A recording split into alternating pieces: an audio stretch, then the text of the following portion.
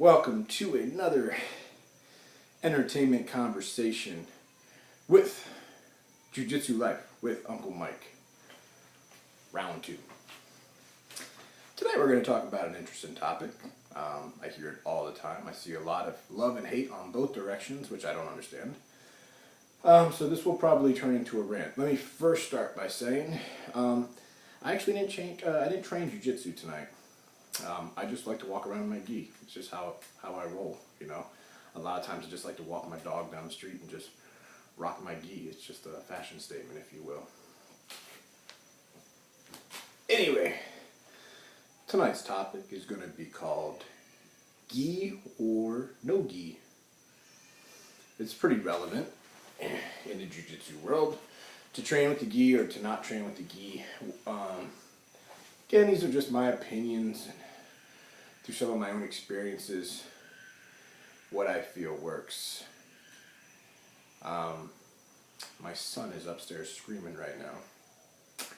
But you guys are more important, so remember, Jiu-Jitsu comes first, right? On a quick note, real quick. If you have a woman in your life or a man in your life, whatever you do, and he or she does not approve of you going to Jiu-Jitsu a couple nights a week, even if it's just twice a week, find a new person. Okay? I don't really need to get into that. Find a new person. Jiu-Jitsu is good for you. If they don't like it, they don't like seeing you be happy, maybe. They don't like seeing you have a good time, so fuck them. They're trash. You don't need them. You don't need that kind of negativity in your life. Sorry. Back again to gi or no gi. So, here's my views. What's your goal? Right?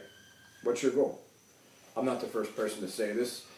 If your goal is MMA, there has to be different categories, by the way. Because there's competitive sport jiu-jitsu in the gi, where you can get pretty creative with your gi and you can use your gi as a weapon.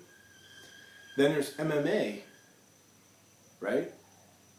Where your opponent doesn't have a shirt on and he has board shorts on or Valtado shorts, compression shorts, sometimes compression pants. The Japanese like those, right?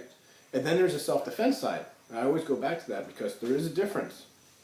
And why I say that is because in a self-defense situation, granted, someone on the street will not be wearing a gi unless I'm in ancient times in Japan, but there's a possibility they could have pants on, right? So that changes things. It really does. It changes things. And we know that. There's friction on the legs. Right? If you've trained for a period of time, there's a difference. So let me tell you guys what the gi has done for me, right? Because personally, I have more fun without the gi, right? But I don't train where I depend on certain grips or anything like that. That's not my style. Yeah, I like to fuck around. I'm going to go ahead and get a lasso guard or, I might get a floss guard. I'm going to grab your belt. I mean, I'm playing too. I'm not always in the mindset like, I'm going to live or die right now. I like to play jiu-jitsu as well as I like to train jiu-jitsu. Understand? So, what the gi has helped me with is my escapes. I think it helps the guy on the bottom. I think it helps the guy on the bottom the most. I think it might actually hurt the guy on top. And this is just my thoughts. And I can get into that. But the guy on the bottom, if you are strictly trying to do traditional escapes, let's say, I'm not really looking to invert. I'm not looking for certain things. I'm just looking for, I want to hip out. Or I need to drag you into half guard. I need to work from there. It's going to help you get better in the sense that your escapes have to be technical because there's so much friction, right, that you just can't explode out of things, right? Same with an armbar. If someone was to catch me in an armbar in my baby gap gi, right, with my gi on, I can't just go bah, like that. Because I might go bah and boom and ba bang, I like making sound effects. I'll blow my arm apart. Now, without the gi, fuck yeah, I can boom, just pop that shit right out. I don't have to be so technical with my escapes. I can be a little bit more like just brute strength if I want to. which is not technically the way to go, but whatever works, you know. And we see it in MMA. I mean, sometimes it's a game of athleticism and strength that's going to win sometimes the match. And some guys try to convert their sports style jiu-jitsu into an MMA style jiu-jitsu, and it's not all there. Some guys take their sports style and try to take it into a street fight, and it's not all there. You hear it all the time. This is not the first time you're going to hear distance management is everything, especially in a stand-up street fight. Especially, man. Sometimes it's hard to manage the distance too, which I'm not a technical guy. Like I want to teach you guys technique because I'm just little old me. But I've been in enough little situations that I could probably show you what could happen to you when you're just in a high energy place, like a high octane place. You're in a bar, you're in a setting like that where it's hard to manage the distance because someone approaches you from your chair against the bar to they're in front of you, right? So there's certain ways I like to handle that. Anyways, so again, the gi on the bottom, I feel, really does help sharpen your escapes. It helps sharpen your submission escapes, right? Where you can make the mistake, right? And why you'll start seeing people that say, no, I like to just train with the gi.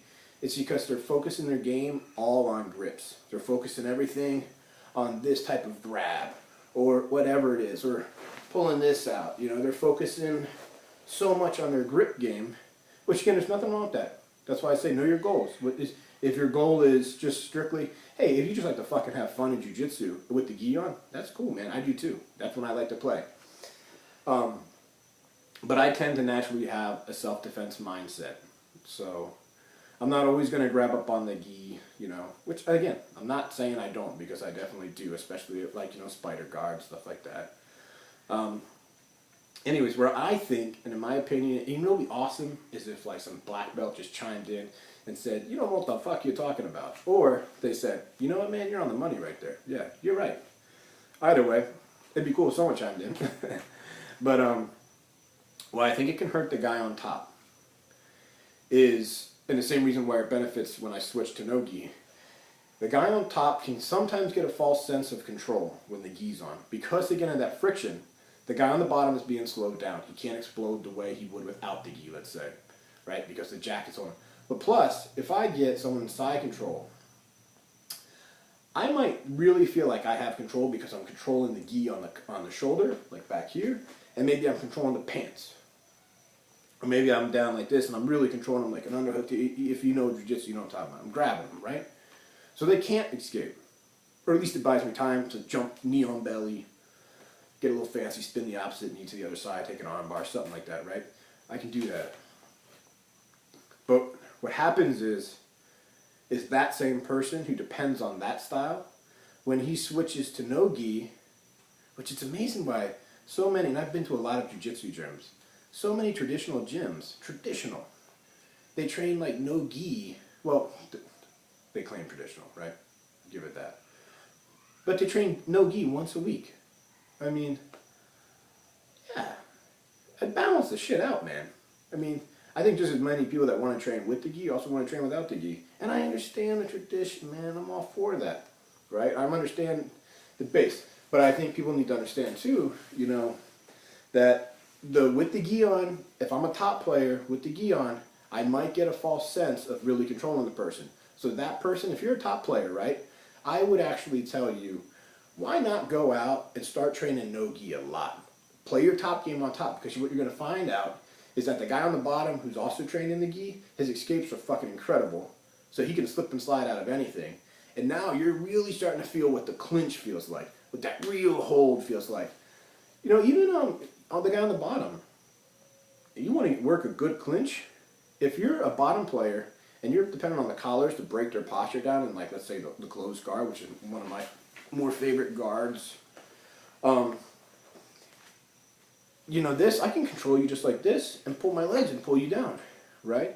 But without the gi, that's going to be a little different. I need to, you look at some of Eddie Bravo's stuff from his like basic system, is he pulls them in, boom, grabs their head, really breaks their posture down. It's so important. And I say, even if you train all gi, but you want to keep a no gi mindset, train without the grips. Just let the gi be your friction. Just let it be there to slow you down. When you've got somebody, boom, pull them in if you got them in side control. You mount somebody, bang, pinch your hips together. Really cross close them down. Because you need that strength too. It can't, I mean, grip strength is a huge role. But without the gi, now it's a different type of grip. I need this isometric core strength, pulling you in and all that good shit. So, I'm going everywhere with this. But with the gi, I think will definitely help your escapes. It will definitely help you become more technical, right? And it's going to force you to slow down, to feel things a little bit more, right? No gi though, and this is where sometimes no gi is really exciting, is, man, no gi will teach you how to scramble, right? I was talking to a buddy about this and he agreed. No gi will get you scrambling, right? So if you don't have a wrestling background, because wrestlers, you know, you grapple a wrestler, they're going to drown you, man, with pressure, and they can scramble. By the time you're rolling to one side, they're on the other side. By the time you get to that side, they're on north-south. By the time they're on mount. You know, they're just going to boom, boom, boom, boom, boom, boom, boom. They just scramble your brains. Motherfuckers, man. Anyways, gotta love them. Shit, where'd I go with that? Anyways, no gi. Right? You're going to learn how to scramble. You're going to learn how to move fast, fast, fast. You're going to learn, I think, a better form of control. You're going to learn how to really use shoulder pressure a little bit more. Now, I know people say you can do that without the gi. Well, no, I mean, with the gi. No, that's true. That's definitely true. But if I'm grabbing under the head, let's say, and I got your shoulder, and then I'm driving my shoulder pressure in, I'm still using this grip to really get that pressure. Let's get rid of it and just grab that way, man. Just little changes, man. And you'll see, you know, if you're a gi player, you're going to see your game will improve because you really can control somebody. More people need to bring back the old school closed guard. I'm all about the old school. I'm all about the basics. There's a reason they're still around today and they're still winning. Look at Kron Gracie. Now let's, before this turns into a 20-minute video, let's talk a little bit about the self-defense side, right? So, not a bad idea to train self-defense with pants on, right? That's where, because if you, so this is where I think maybe training 100% no-gi, 100% no-gi for an MMA guy is totally, you know, that works. Because when is he ever going to come across pants? When is he ever going to come across lapels? It really doesn't make sense for him to train with a gi on. You know what I'm saying? So it makes sense for him to train in his board shorts, in his Valtado shorts, in fucking no shorts, ass naked, whatever he wants to do. If he wants to be like a Roman type of guy, whatever, man, whatever floats your boat. Either way, I don't do it. But, well, you know. That can kind of backfire. Because, again, you do have good control, but sometimes it's not a bad idea to learn how to work a little bit with the friction. All I'm saying is I would, you know, maybe in the end of the day, balance it out, man. You know, if you're going to train gi 100% and you're only going to compete in no-gi tournaments, that makes sense. If I'm saying that right, no gi, if you're going to, yeah. If you're only going to do gi tournaments, then just train with the gi all the time. But if you're like me, who, I'm sorry to say, kind of past, like, you know, I love fighting. You know, I don't really care so much about points and all that stuff. I heard someone once say, maybe it was Ralph Gracie that said this, not to me, I wish, but it was something like, if you go out there and he taps, you win. If you tap, he wins. If nobody taps, who cares, right? Because who gives a shit? At the end of the day, what are you trying to learn, man? You trying to learn how to rack up points? That's pathetic, man. That's why sometimes I'll lay on my back and be like, I don't give a shit, you got side control. But can you finish me? No, you can't. So, come on, people, really. Fuck, hey. Anyways. Some other stuff, you know, there's a lot of people out there that judge people in the jiu-jitsu community because they choose not to train with the gi. Why? You know, just study your lineage, man. Study your lineage. We're talking the Gracies, then you take it back to Count Como, Mieda. You know, I don't want to go into a history lesson here, but he did train with catch wrestlers. So just understand that there's always been two sides to this.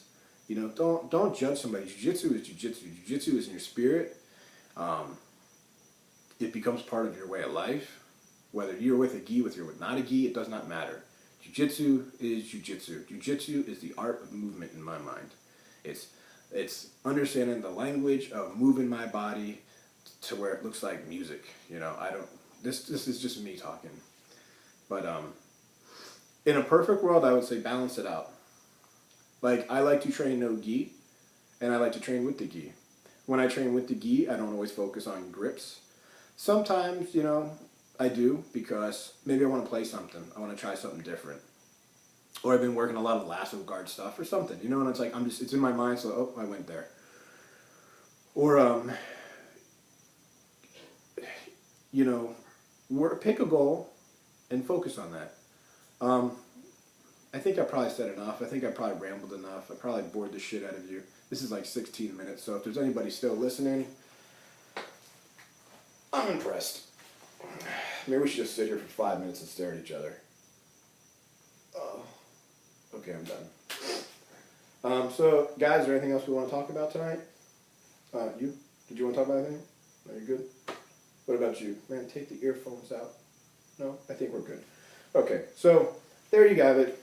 Gi, good to train. Don't always focus on just using your grips because it's not going to save your ass in the street.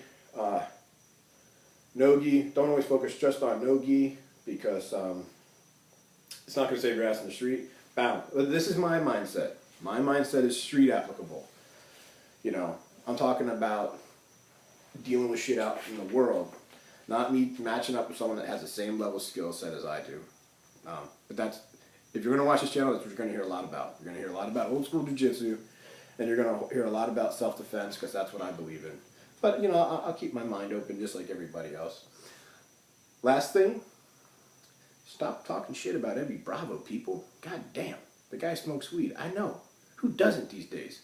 I know he advocates that everyone should, and that's his business. But who gives a shit, man? How many of you fuckers are going masturbating over to porn and shit behind people's backs? Just knock it off. You act like a bunch of kids. Knock it off. He's got a lot of great techniques, and I know a lot of motherfucking people use them, okay? I don't train with Eddie Bravo. I don't know anything about Eddie Bravo, but he does represent the art of Brazilian Jiu-Jitsu, or Gracie Jiu-Jitsu, and we should respect him for that, because all he's trying to do is dig deeper into the art, right? Maybe his techniques aren't for everyone, which, fuck, there's a lot of techniques that aren't for everyone. There's nothing different about that. I got so many disc issues in my neck, if I go inverted, I might be paralyzed at the end of the day. So certain techniques just aren't for people, right? But I can't rule them out, and I can't say, well, it's no good. Why? It worked for this guy. Boucher is doing great. So yeah, let's not do that. And if there's guys that are hardcore competitive, boom, boom, boom, gi, don't judge them and say, oh, you don't know shit, man. Wait till you take your gi off, then you'll see what's up. Or, well, wait till you go to MMA. Well, maybe they're never going to fucking go to MMA. Maybe that's not their interest. Who gives a shit? You know, just stop talking shit. You know this is all one community, right? You know we're all training for the same reason. Whether you got a team or whatever the fuck you believe in, we're all training for the same reason. You know, I'm going to start advocating that people should shit their pants when they roll. How about that? I'm probably going to piss a lot of people off today. It's awesome. It's awesome. So I think I did enough damage towards the end of this in my rant. Feel free to like, share, comment, piss, whatever you want to do on my shit. Thanks again for watching Jiu-Jitsu Life with Uncle Mike. And remember, people, when the good Lord asked me, what did you learn? What did you learn in this world? I can proudly say, God, I learned Jiu-Jitsu.